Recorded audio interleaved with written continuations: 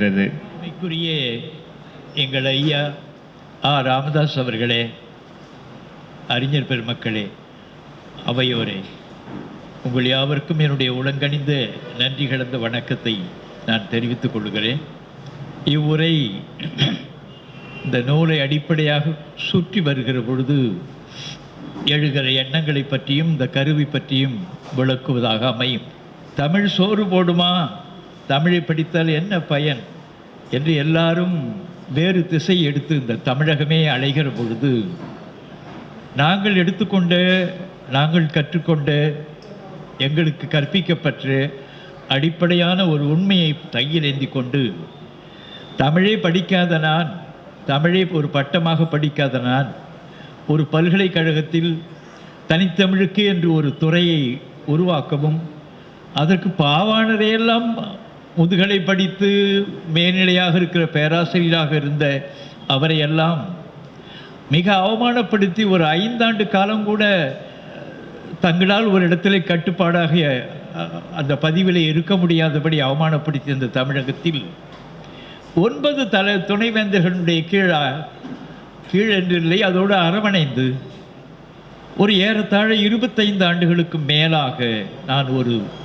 தமிழ் பல்கலைக்கழகத்திலே ஒரு துறை தலைவனாக, ஒரு ஹானரி ஃபெல்லோ என்கிற ஒரு மேல்நிலை வெளிநாட்டு அமைப்பிலே இருக்கிற ஒரு பதவியை பெற்றுக்கொண்டு, அதற்கு மேலாக ஸ்காலாஸ்டிக் ரிசர்ச்சர், ஆய்வறிஞர் என்கிற அடிப்படையான ஒரு நிலையிலே பொருந்தி அதற்கு பிறகு பேராசிரியரானது என்பது இந்த தமிழகத்தினுடைய ஒரு தனி வரலாறு, ஒரு வரலாற்று செய்தி. தமிழ் படிக்காமல் ஒருவன் பேராசிரியராக ஆக முடியும். பல்கலைக்கழகத்தினுடைய நல்கி குழுவினுடைய எல்லா நெறிமுறைகளையும் உடைத்து கொண்டு ஒருவன் இருக்க முடியும் என்பதற்கு பாவலரேறு என்னும் வடிவம் எனக்கு கொடுத்த ஊக்கம், பாவாணர் என்கிறவர் கொடுத்த அறிவனுடைய தாக்கம்,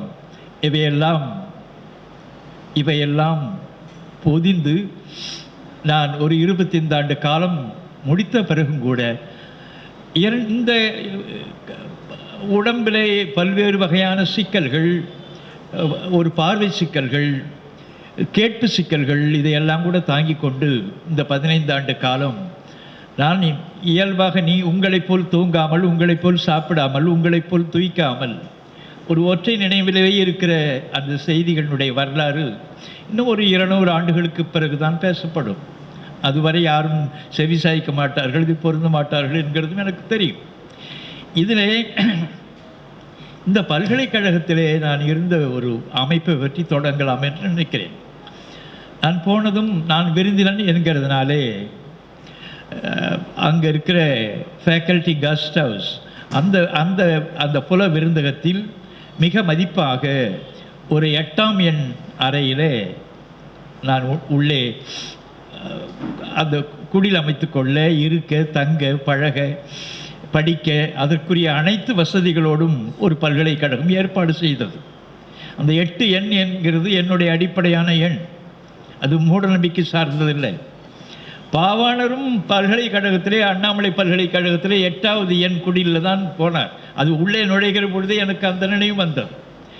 அங்கு 10 ஆண்டுகள் பலரும் ஆரியர்களும் அது தொடர்பாக இருக்கிற அடிப்படையான தெலுங்கர்களும் கூடிக்கொண்டு செய்த தொல்லைகள் எல்லாம் உங்களுக்கு தெரியாது. இங்கிருந்து விருந்தினர் தங்குகிற விடுதி, நீங்கள் வெளியேற வேண்டும் என்று வெளியிலே ஒட்டினார்கள். நான் அதை போய், அது துணைவேந்தர் கொடுத்த ஆணை அது, எனவே அதை போய் நான் கிழித்தேன். அந்த பலகையில் ஒட்டி இருந்தது, அதை போய் கிழித்தேன். அதுக்கு பிறகு என்ன செய்தார்கள், என்னை அங்கே இருக்கிற சிறப்பு மகளிர் விடுதியிலே கொண்டு போய் தங்க வைத்தார்கள். அங்கே ஒரு அறை கொடுத்து, பெண்கள் எல்லாம் கூடியிருக்கிற சிறப்பு அறை, மொரீஷியஸிலிருந்து மற்ற இடத்துல வெறும் பெண்கள், அங்கே இருக்கிற ஒரு நடு அறையில் எனக்கு கொடுத்தார்கள். அதில் ஒரு 6 மாதம் நான் இருந்தேன். அதற்கு பிறகு இந்த அவ்வை நடராசன் வந்த பிறகு இது சரிதானா என்று அவரை கேட்டேன். அவர் ஒன்றுமே பேசவில்லை. அவர் ஒரு தமிழ் மரபிலை வந்தவராக இருந்ததனால், ஒரு அறிஞருடைய மகன் என்கிற முறையிலே அங்கே இருக்கிற வார்டன்ஸ் ஹாஸ்டல் என்று, அங்கே காப்பாளர் விடுதி என்று ஒரு பேராசிரியருக்காக இருக்கிற ஒரு அறை கொண்ட ஒரு மாடி, ஒரு கண்ணாடி அறை அது. அதிலே 10 ஆண்டுகள் நான் தங்கியிருந்தேன். அதற்கு பிறகு நான் பேராசிரியர் ஆன பிறகு பேராசிரியர் குடியிருப்பில் எனக்கு ஒரு பெரிய வளமனை ஒதுக்கப்பட்டது. அதில் 25 ஆண்டு காலம் இப்படி பல்கலைக்கழகத்தினுடைய 1000 குறுக்க நிலம், 1000 ஏக்கர் எனக்கு சொந்தமாக இருந்தது. நான் மட்டுமே அங்கு இருந்தேன். இரவில் காவலர்கள் வருவார்கள். நான் நினைப்பேன், இது போலத்தானே ஒருவர் 10 ஆண்டு 20 ஆண்டு 30 ஆண்டு இருந்து செத்து போகிறான். இந்த 1000 குறுக்க நிலம் நம்முடையது என்கிற உணர்வுடையே நான் அங்கே திரிவன் இரவெல்லாம். அங்கே பாம்புகள், ஏராளமான பாம்புகள். பாம்புகளுடைய வாசனை கூட எனக்கு தெரிய தொடங்கிவிட்டது. இது சாரை பாம்பு, இது நாகப்பாம்பு, இது வேறு வகையான பாம்பு என்கிற இந்த மனம் கூட எனக்கு தெரிய தொடங்கிட்டது. எனவே அந்த புதர் பக்கம் போகிற பொழுதே இது இங்கே உள்ளே நாகப்பாம்பு இருக்கிறது என்கிறது கூட எனக்கு தெரிந்தது. அங்கு ஏராளமான குரங்குகள், ஏராளமான மயில்கள், ஏராளமான வகையான பறவைகள், ஏராளமான கீரிகள், பல வகையான உயிர்கள் இருந்த அந்த 1000 குறுக்க நிலத்திலே அது ஒரு பழைய இடம், வெறும் தோப்பு. அதில் வகையாக இருக்கிற உயிரிகளோடு பழகிற பழக்கம் எனக்கு ஏற்பட்டது. நான் போகிற பொழுது, இந்த மாடியில் போகிற பொழுது வழியிலே 5-6 பாம்புகள் படுத்துக்கொண்டே இருக்கும். வெடியில் போனால் படுத்துக்கொண்டே இருக்கும். அது பார்த்த பிறகு இறங்கும். இரவு நேரத்தில் சில சமயத்திலே மேலிருந்து திறக்கிற பொழுது கீழே விழுந்து விடும் அந்த புதரிலே. நான் போய் அதை எடுக்கிறதுக்காக போய் உள்ளே அங்கிட்டே நெருங்குகிற பொழுது எனக்கென்று அது தொடர்பாக இருக்கிற அரவம் என்கிறதே ஒலிதான். கம்பலை சும்மை களியே அழுங்கல் என்றிவை 4 அரவப் பொருளை என்கிறான். அரவம் என்கிறது சின்ன ஒளி போடுகிறது. நாகம் உயிர் பக்கெடும் என்பார் திருவள்ளுவர். அது எனவே நான் போய் எடுக்கிற பொழுது அந்த திறவு விழுந்து விட்டால் அதை போய் எடுக்கிற இடத்துல நான் இருக்கிறேன் என்கிறதுக்காக அந்த பாம்பு ஒலியிடும். இப்படிப்பட்ட வாழ்க்கை சூழலிலே நிறைய குரங்குகளோடு பழகிற வாய்ப்பு அருளிக்கு ஏற்பட்டது. குரங்குகள் வகையான குரங்குகள் கூட்டமாக வரும். அதில் ஒரு 3 குரங்குகள், பெரிய குரங்குகள், இந்த இடக்கை இல்லாமல் இருக்கும். அது சண்டையிலே அவர்களுக்குள் போட்ட போட்டியிலே அவர்களுக்குள் நடந்த போரிலே இழந்த கைகள் அது. எனவே ஒரு குரங்கு, அது ஒரு சிறப்பு குரங்கு ஒன்று உண்டு. அது ஆண் குரங்கு. அது காலையில் 6 மணிக்கு கதவை தட்டும். நான் இருக்கிற அறையிலே கதவை தட்டும். தட்டின உடனே திறப்பேன். அந்த முகமே மலர்ச்சியாக இருக்கும் அந்த குரங்குக்கு. அப்படியெல்லாம் மனிதர்களே மாந்தர்களே பார்க்க முடியாது. அந்த குரங்கு இந்த வழக்கையை மட்டும் நீட்டி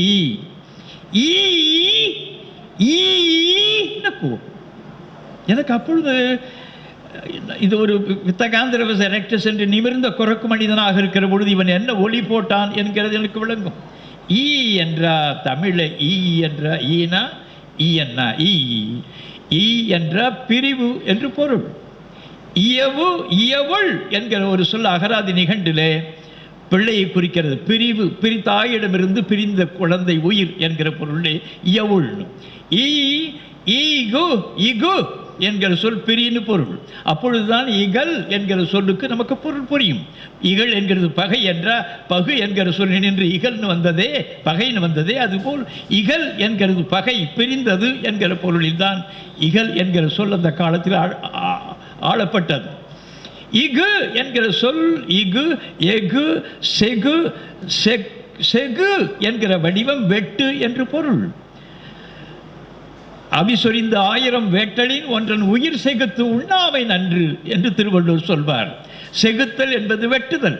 1000 வேள்வி செய்கிறீர்களே நாய்களே, ஒன்றன் உயிரை கொல்லாமல் இருந்தால் போதுமடா என்று அவர் கூறுகிற அந்த ஒலி மிக வியப்புக்குரியது. அந்த செகு என்கிற அந்த வடிவம் கிரேக்கத்திலும் லத்தீனத்திலும் செகார், ஏர் என்கிறது ஒரு வெர்பல் சஃபிக்ஸ், வினையீர். செகார் என்கிறது பிரி என்கிற பொருள். Segment, sectarian, section, segment, sector, insect, dissect, bisect என்கிறதெல்லாம் செகுன்னா வெட்டுறதுன்னு பொருள்.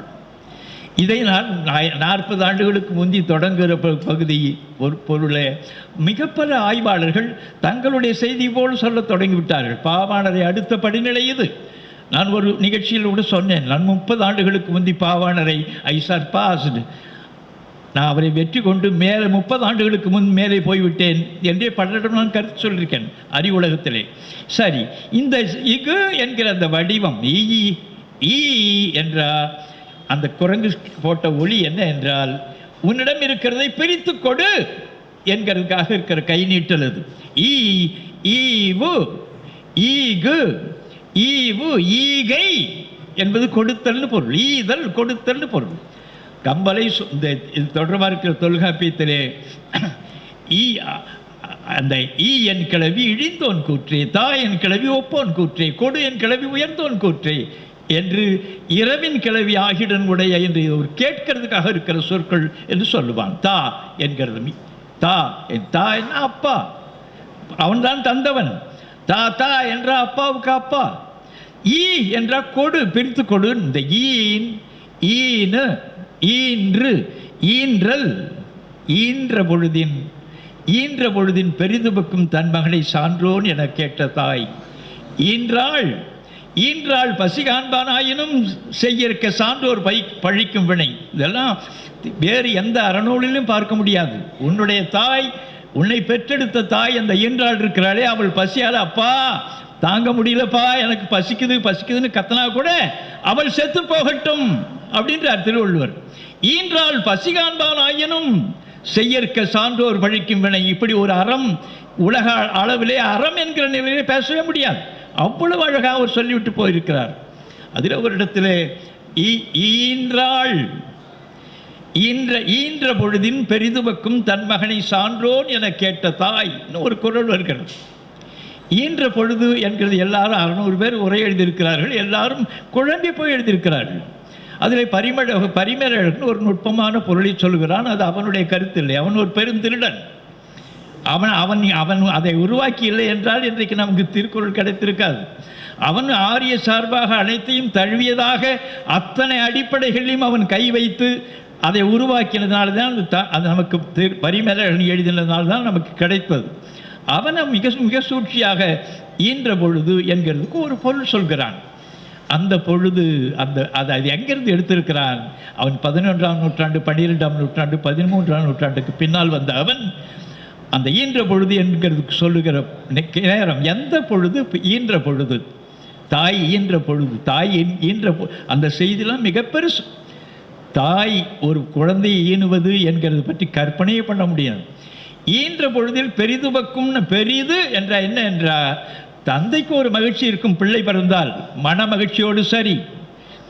ஆனால் இவளுக்கு அவர் பாவாணர் குறிப்பு எழுதுகிறார். அதிலே அவளுக்கு குழந்தை பிறந்த உடனே மனத்திலே குளிரும், மார்பிலே குளிரும், வயிற்றிலே குளிரும் என்று ஒரு குறிப்பு எழுதுகிறார்.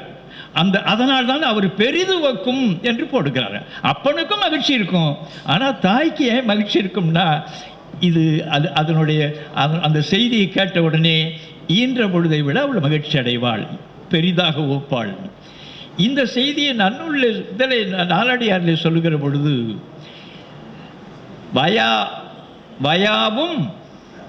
வயாவும் அந்த ஈற்றக்கால் நோவும் வருத்தமும் என்று போட்டுட்டு கவான்கட் மகற்கண்டாங்கு என்று அவன் எழுதுகிற அந்த நுட்பமான அறிவை நாம் பார்க்க வேண்டும். அந்த குழந்தை இவள் இயல்பாக வயா என்கிறது, வயா என் கிளவி வேட்கை பெருக்கம் என்று சொல்லுவான் அந்த தொல்காப்பியன் 2700 ஆண்டுகளுக்கு முந்தி. வயா என்கிறது வயவு என்கிறது விருப்பம், வை என்கிறது தான் வெய்யினாயி விய்யனானது. வெய்யோன் என்ற விரும்பத்தக்க தலைவன் பொருள். வெம்மை என்கிறது வெப்பம் என்று நாம் கொண்டிருக்கிற பொழுது வெம்மை என்கிற சொல் விருப்பத்தை குறிக்கிறதுபடி அது வந்ததை அவன் குழம்பி போய் தொல்காப்பியன் 2700 ஆண்டுக்கு முந்தி வெம்மை வேண்டல் ஒரு தனி நூற்பா போட்டு எழுதுவான். அவனுக்கு அப்பொழுது தெரியாது. வெய் என்கிறது விருப்பம், வெய்யவன் என்பது விருப்பம் உடையவன், வெய்யோன் என்கிறது விருப்பத்துக்குரியவன் என்று கழக ஆட்சியில் இருக்கிற செய்திகள் எல்லாம் தெரியாமல், வெம்மை என்று வந்தது தெரியாமல், செய் என்கிறது செம்மை என்று வந்தது தெரியாமல், நை என்கிறது விருப்பம், நைம் நம்பு என்ற நம்பும் மேவும் நசையாகுமேன்னு ஒரு நூற்பா எழுதுவான். ஆனால் அதுக்கு அடிப்படை தெரியாது. இந்த வெய் என்கிற அந்த வடி வந்தால் வெய் என்கிறது வயா என்கிறது வயவு என்கிற சொல்லுடைய தெரிவது. நிலவு என்றிருந்தால் நிலான்னு வருவது போல, சுரவு என்கிறது சுறான்னு வருவது போல, இந்த வயவு என்கிறது வேட்கை பெருக்கம். வேட்கை பெருக்கம் என்றால் அந்த நேரத்தில் அந்த வயவு என்கிறது மயக்கு, மயக்கை, மசக்கை என்ற மயக்கம் வருகிறபடியான இக்கட்டு வந்துகிட்டே இருக்கும் அந்த குழந்தைக்கு, அந்த தாய்ச்சிக்கு. சொல்லக்கூட தாய் ஆகாமல் அவள் தாயாகி இருக்கிறாள் என்கிற பொருளே தாய்ச்சி என்கிற சொல் தான் தாசினானது, பிள்ளை தாய்ச்சி. ஆனால் குழந்தை தாய் இல்லை, அவன் குழந்தை பிறக்கிறதுக்கு முந்தி இருக்கிற நிலைக்கு கூட தனி சொல்லை இந்த இனம் உருவாக்கினது. அந்த தாய்க்கு முதல்ல இருக்கிறது வயா, மசக்கை வரும், அதில் படாத பாடு படுவாள். அதை சொல்கிறான். வயாவும் வருத்தமும் தொடர்ந்து ஒரு வலி இருந்து கொண்டே இருக்கும். அந்த வயாவினுடைய காலத்தில் விருப்பமாக இருக்கிற சாம்பலை தின்னுவாள், மண்ணை தின்னுவாள், மண்ணை எடுத்து தின்பாள், தொடர்பாக இருக்கிற புளி எடுத்து தின்பாள், என்னென்னவோ பண்ண ஓட்டல் வந்து கொண்டே இருக்கும். அந்த காலம் வயாவும் வருத்தமும் அந்த பிரசவ தொடர்பாக இருக்கிற அது தொடர்பாக இருக்கிற வழி, அந்த வயாவும் ஈன்றக்கால் நோவும் பிறக்கிற பொழுது இருக்கிற குழந்தை அமைப்பு வெளியே வருகிறதுக்கு முன்னால் இருக்கிற அமைப்பு இருக்கிறதே, அந்த பெண் தெய்வங்களை எல்லாம் நாம் வணங்க வேண்டும், நம்முடைய தாயாரையெல்லாம் நாம் எண்ணி வணங்க வேண்டும். வயாவும் வருத்தமும் ஈன்றக்கால் நோவும் கவான் என்ற 2 தொடை, அவ வலித்து வலித்து வலித்து வலித்து வலித்து கொஞ்சம் கொஞ்சமாக நகர்த்தி வெளியே தள்ளுகிற பொழுது வெளியே வந்து பஸ்குன்னு விழுந்து போகுது பாருங்க. அந்த தொடைகளுக்கு இடையில் அந்த குழந்தையை பார்க்கிற காலம்தான் கவான் மகற்கண்டாங்கு என்று நாளடியாக சொல்கிறான். இதைத்தான் திருடி அந்த பரிமேலழகன் மிக நுட்பமாக பதித்து கொண்டு அந்த கவான்கள் கண்ட மகற்கண்டாங்கு என்கிற அந்த வடிவத்தை அவன் பயன்படுத்துகிறான். அவன் மிகப்பெரிய அவனுடைய அறிவு என்று நாம் எல்லாம் எண்ணிக்கொண்டு அவனுக்கு பரிமேலழகனுக்கு திருவள்ளுவருக்கு இணையான அறிவு அவனுக்கு என்றெல்லாம் திருவள்ளுவர் மாலையில் எழுதியிருக்கிறார்கள். சரி, இது கிடக்கட்டும். இது தொடர்பாக இருக்கிற இந்த பிறகு நான் மறுபடியும் தாண்டி போகிறேன்.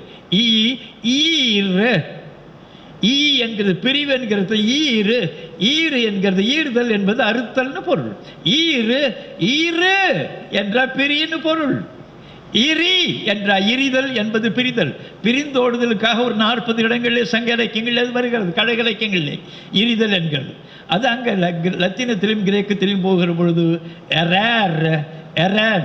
எராண்ட் என்கிறதெல்லாம் இது வந்து சுற்றி வருகிறதுக்காக வாண்டரிங் என்கிற பொருளுக்காக எரர் வரும். அதில் தான் எரர் என்கிற ஒரு சொல்லும் திரிபடைகிற நிலையை பற்றி எரர் என்று பிழையாகிறது என்பது தெரிந்தது என்கிற பொருள், இரிந்தோடுதல் என்கிற பொருள் வரும். இரி என்கிறது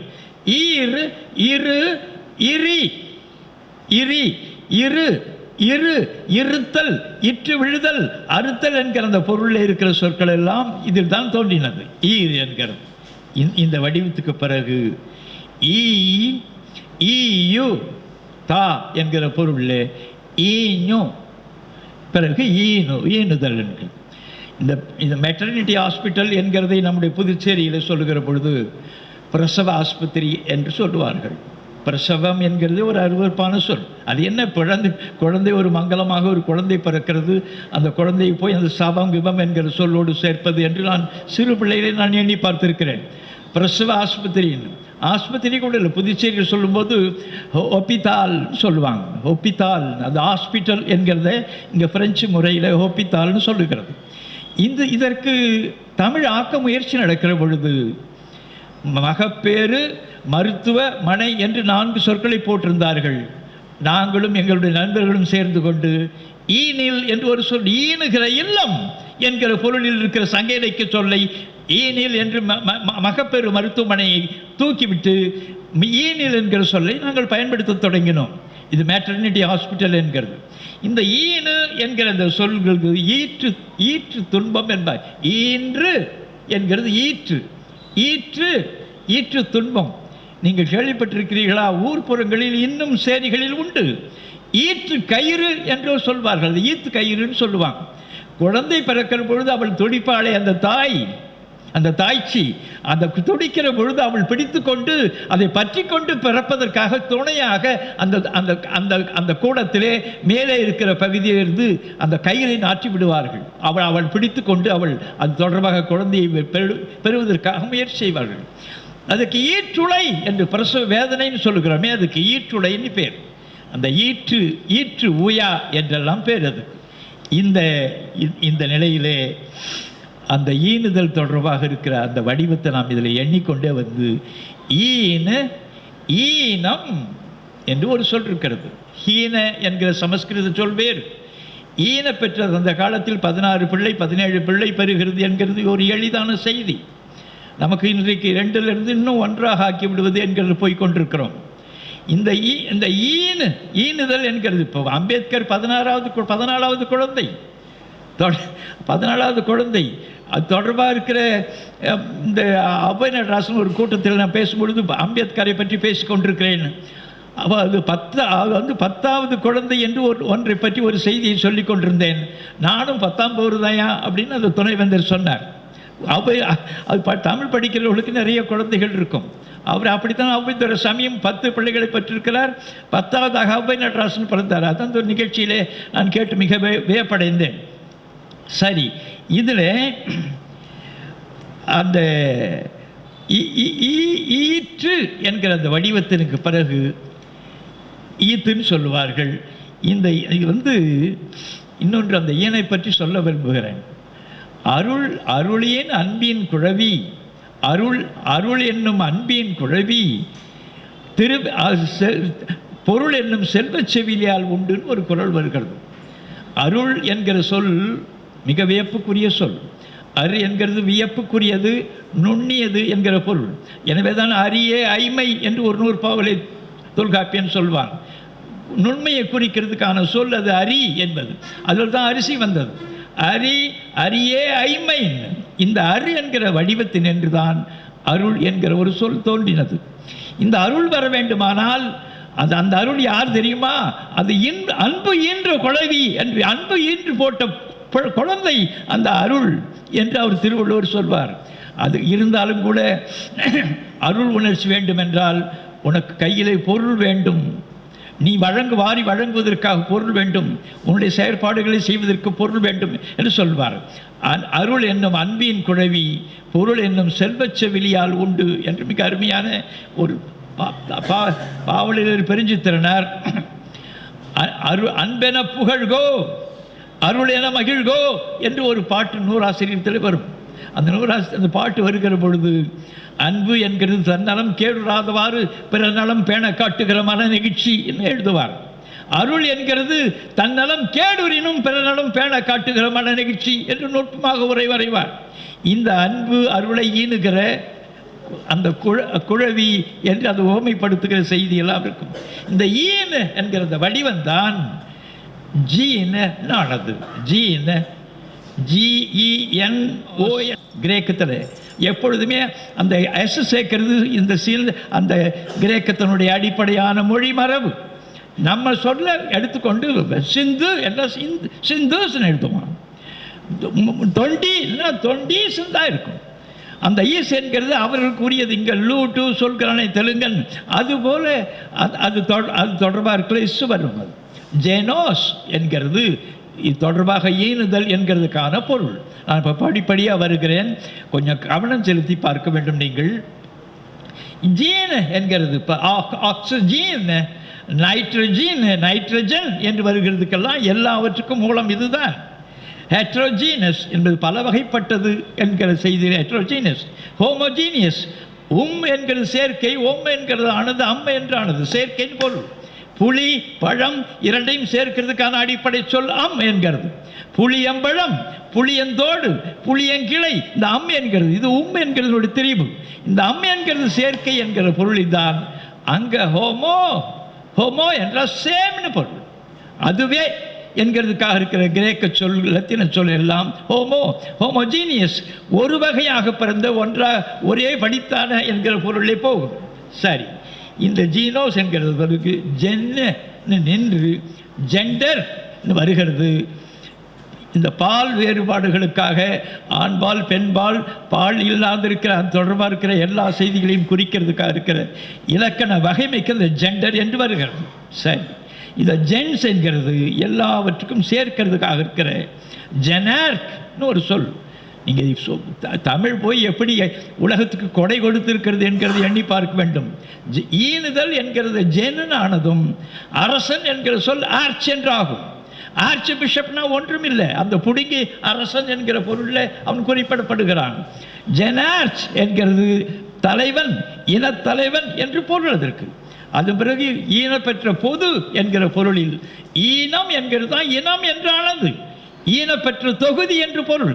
அந்த 16 பிள்ளைகள் போல இது ஒரு குலம் என்ற ஒட்டுமொத்த தொகைதான் இனம் என்றானது.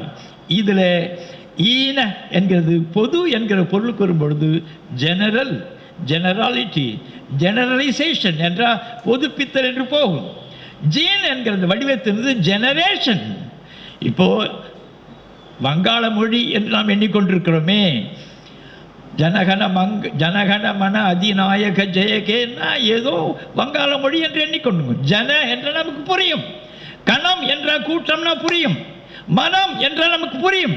ஜனகண மன அதிநாயக, அதில் அதி என்கிறது தமிழ், நாயகர் என்கிறது தமிழ். இந்த அதிநாயக ஜெயகே, நீ ஜெயகே என்கிறது அந்த இறுதி சொல், அது கூட தமிழினுடைய தெரிவு தான். சரி, இந்த ஜன என்கிற வடிவத்தை தான் அவன் அங்கிருந்து கிரேக்கத்திலிருந்து தூக்கி வந்தான் பார்ப்பான். ஜனம் என்கிற சொல் அதுதான். ஜன என்கிறது பிறப்பு என்கிறதுல அவன் வைத்து கொண்டு தான் ஜனனம் என்று சொன்னான். சாதி என்கிற சொல்லை ஜாதின்னு மாற்றினதும் இந்த திருட்டுத்தனத்தில் தான். சரி, ஜா என்கிறது பிறப்பு, ஜாதகம் என்கிறது பிறப்பினுடைய அடிப்படை பிறப்பியம் என்று சொன்ன அந்த வடிவங்களெல்லாம் நம்மிடமிருந்து எடுத்துக்கொண்ட பச்சை திருட்டுகள். சரி, ஜெனரேஷன், ஜெனரேட்டர், ஒன்றை உருவாக்குவது, ப்ரொடியூசிங் என்கிற பொருள்தான் கருவியை குறிக்கிறது. சரி, இதில் ஜீனியஸ், ஜீனியஸ்னா பிறவியிலேயே பெரிய நுண்ணோனாக இயற்கை அறிவனாக இருக்கிறவன் யார், பிறப்பு அறிவன் யாரோ அவன் ஜீனியஸ். இது தாமஸ் ஆல்வா எடிசன் ஒரு மிக நுட்பமாக சொல்வான். Genius is 1% inspiration. ஸ்பிர என்றால் பிறத்தல்னு பொருள், மூச்சு பிறத்தல்னு பொருள். எங்கள் சக்தி பிறக்குது, மூச்சு நிலையன்னு அந்த ஒரு பாப்பான் பாரதி பிறக்குது. இன்ஸ்பயர் என்கிறது உள் மூச்சு வாங்குறது, அது இன்ஸ்பயர். எக்ஸ்பயர் வெளியே விடுறமே, அது எக்ஸ்பிரேஷன். இந்த இன்ஸ்பிரேஷன்களை பற்றி அவன் சொல்லும்போது ஜீனியஸ் ஒரு முடியும் இல்லை. அது 1% இன்ஸ்பிரேஷன், 99% பெர்ஸ்பிரேஷன். வேர்வில தான் வருகிறது அந்த ஜீனியஸ் என்கிறதை அவன் விளக்கி சொல்லுகிற நுட்பம் மிக வியப்புக்குரியது. சரி, இதில் இந்த ஜீனியஸ் என்கிறது இப்போ நுண்ணறிவு என்கிற பொருளில் கையாளப்படுகிறது. அதுவும் இந்த ஈனு என்று ஈணுதல் தொடர்பாக இருக்கிற அந்த ஜீனிலிருந்து வந்தது. சரி, அது கிடக்கட்டும். ஜெனரிக் என்கிறது பெர்டனிங் டு த ஜீன்ஸ், இனம் சார்ந்த பொருள். ஜெனரஸ் என்கிறது உயர் பண்பு சார்ந்த பொருள், இன வழியாக. ஜெனிசஸ் என்கிறது தொடக்கம், மூலம். எனவே கிறிஸ்துவத்தினுடைய அந்த அடிப்படையில் சொல்லும்போது ஜெனிசஸ் என்று அந்த உருவாக்கம் பற்றிய படிப்பு, அது தொடர்பாக இருக்கிற பைபிள் டெஸ்டமெண்ட் தொடர்பாக இருக்கிறதெல்லாம் ஜெனிசஸ் என்று ஆக்கம். அபயோ ஜெனிசஸ், இது ஏராளமாக நூற்றுக்கணக்கான சொற்களை நான் விளக்கக்கூடும், அதை நான் அடக்கி கொள்ள நான் விரும்புகிறேன். இது தொடர்பாக ஓஸ்டியோஜெனிசஸ், ஓஸ் என்கிறது, ஒஸ்தியோ என்கிற அந்த வடிவம் எலும்பை குறிக்கிறது. ஒஸ்டியாலஜி என்றால் எலும்பியல். ஒஸ்டியோஜெனிசிஸ், எலும்பு எப்படி உருவாகிறது என்கிறதுக்கான இலக்கியம். ஊஜெனிசிஸ், ஊ என்கிறது ஓவம், ஓவம் என்கிறது முட்டை, கருமுட்டை, கருவினுடைய அணு இருக்குதே, அது எப்படி வளர்கிறது. நூற்றுக்கணக்கான துறைகள் அறிவியல் துறைகளாக அந்த ஜீன்லேருந்து ஏற்பட்டிருக்கிறது. ஜெனட்டிக்ஸ் என்கிறது ஜென்ட், நமக்கு எல்லாம் தெரியும். ஜென்ஸுக்காக இருக்கிற கழிவறை இது லேடிஸ்க்காக இருக்கிறது. அந்த அது கூடவே அதன் கீழேயே அந்த இனம் என்கிற சொல் இருக்கிறதை நாம் பார்க்க முடியும். ஜெனோயின் என்கிறது உண்மையான, ட்ரூ என்கிற பொருளுக்கு வந்ததும் இந்த ஈன் என்கிற இந்த அடிப்படையில் தான். இந்த இது தொடர்பாக இருக்கிற இந்த சொல் வழியாகத்தான் ஈஞ என்கிறது வடிவம் ஞ என்று நின்று ஞாசிஸ் என்கிறது பிறப்பு, ஞாசிஸ் என்கிறது பிறப்பு. இதெல்லாம் ஈனனுடைய திரிவுகள். அது நீங்கள் புதுச்சேரியில் இருக்கிற எல்லாருக்குமே தெரியும். ஒரு பிறப்பு பதிவு எடுத்தால் ஃபீ த நைசான்ஸ் இருக்கும். ஃபீ த நைஸ், ஃபீ என்கிறது பிள்ளை, ஃபீலியஸ் என்கிறது பிள்ளை என்கிற சொல் அங்கே போகிற பொழுது ஃபிலியஸ். பெண்பாலுக்கு சொல்லும்போது ஃபிலியா. ஃபிலியல் என்கிறது pertaining to Sun R daughter, மகனோ சார்ந்த என்கிற பொருள் ஃபிலியல் கெப்பாசிட்டி என்று சொல்வார்கள். குழந்தை தொடர்பாக இருக்கிறது. பிள்ளை என்கிற சொல்லாங்க ஃபிலியல். அதுவும் பிரிவு கருத்தின் அடிப்படையில் வந்தது என்கிறதை இப்பொழுது விளக்கிறதுக்கு நேரம் இல்லை.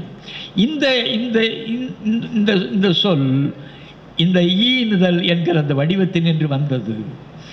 இது ஞா என்று ஆன பிறகு ஞாசிஸ் என்கிறது பிறப்பு, ஞாசிஸ் என்கிறது நாட்டோ என்கிறது பிறப்பு, நேஷியல் என்கிறது பிறப்பு. நேஷன் என்கிற ஒரு சொல் வருகிறது பிறப்பு அடிப்படையில் என்று வருகிறது. நமக்கு இருக்கிற நாடு என்கிற அந்த அடிப்படை உள்ளகம் ஐகு அகு அகம் என்று வந்ததே இதுதான் ஈகோ என்றானது. ஈகாயிசம் ஈகாட்டிஸ் என்கிற வருவதெல்லாம் யான் எனது என்னும் செருக்கருப்பான். யான் என்கிற யான்மை அது இருக்கிறது, அது ஈகோன்னு. இது அகம் என்கிற சொல் நின்று வந்தது. அகம் என்கிற அந்த வடிவம்தான் எகடு என்றாகி ஞகடு நாடு என்று முறைப்படியாக ஒவ்வொன்றும் அடிப்படை அறிவியல் படி அதை பகுத்திருக்கிறேன். எனவே தேயம் என்கிறது தேய்ந்து போகிறதுன்னு ஐயா சொன்னாரே, போக போக போக போக மறைகிறது என்று, அந்த தேய்தல் என்று சென்று தேய்ந்து இருதல் என்று தேயம் என்கிற அந்த வடிவம்தான் அங்கே டெமோ என்றாகி டெமகாக் என்கிறது அந்த அரசு. அது தொடர்பாக அரச நிலைகளில் இருக்கிற டெமோக்ரஸி என்கிறது, டெமோக்ரேஷன் தொடர்பாக இருக்கிற நூற்றுக்கணக்கான சொற்களை எல்லாம் தேயம் என்கிற சொல்லில் தான் அந்த தேம் என்று ஆக்கி கொண்டு அவர்கள் இருந்தார்கள்.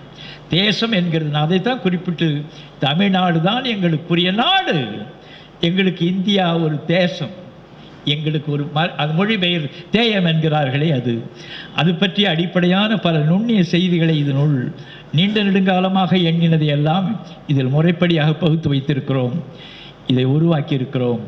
நீங்கள் அதை எழுதும் பொழுது ஒன்றுமே எழுதும் பொழுது எனக்கு ஒரு எதை எழுதுவது என்று புரியவில்லை. இது படியுங்கள், படிக்க படிக்க பிடிக்கும் என்று எழுதினேன் இறுதியில். படியுங்கள், படிக்க படிக்க பிடிக்கும், பிடிக்க பிடிக்க பிடிக்க விடியும், விடிய விடிய நமக்கு அது அதற்கான அதற்காகத்தான் நாங்கள் விழித்து கொண்டு கிடக்கிறோம், இரவு பகலாக விழித்து கொண்டு கிடக்கிறோம். இதை பாவலர் நினைவு கூறுகிறார். விடிய விழித்தவன் தேர்வினில் வென்றான், விழிந்தும் தூங்கினோன் தேர்வினில் விழித்தான். அந்த விழித்தல் என்கிறது முழிக்கிறது. இப்போதான் விழித்தல் என்கிறது முழிக்கிறதுன்ற அந்த கருத்தில் விழித்தல் என்கிறது அவன் ஒன்றத்தை செய்ய முடியாமல் விழிக்கிறான் என்று சொல்வது திருவென விழித்தல். இந்த விழித்தல் என்கிறது தான் மொழித்தல் ஆனது என்ற நிலை வந்தவுடனே பாவாணர் நினைவு கூறுகிறார். வாரணம் என்கிறது கடல், வாரி என்கிறது கடவுள், வாரணம் என்கிறது அங்கே மேரின் ஆகின அந்த நினைவெல்லாம் வருகிறது. எங்கெங்கோ மனம் போகிறது. நீங்கள் படிக்க வேண்டும். உங்களை சந்தித்ததில் மகிழ்ச்சி. நாங்கள் உங்களுக்காகவும் இந்த மண்ணுக்காகவும் இந்த மொழிக்காகவும் உண்மையாக உழைத்து கொண்டிருக்கிறோம், அரும்பாடுபடுகிறோம். பெரிய இழப்பிலே இதையெல்லாம் செய்து கொண்டிருக்கிறோம். இதற்குரிய துணை உங்களுடைய உள்ள துணை முதலில் வேண்டும். வணக்கம், நன்றி.